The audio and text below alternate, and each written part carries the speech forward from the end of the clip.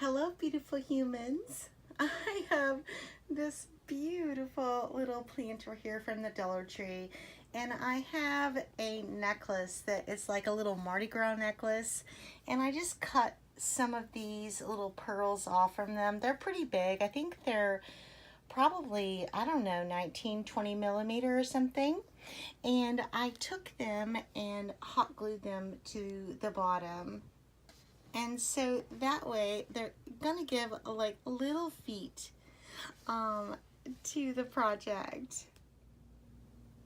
I have this before and after here, and this is a little piece of foam from the Dollar Tree, and they come in different sizes in a little package.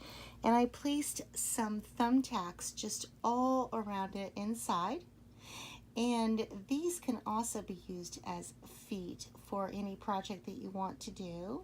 You can just search your mind and just think of all the things that can make feet on a project. And I will be back next week with my finished Starburst mirror.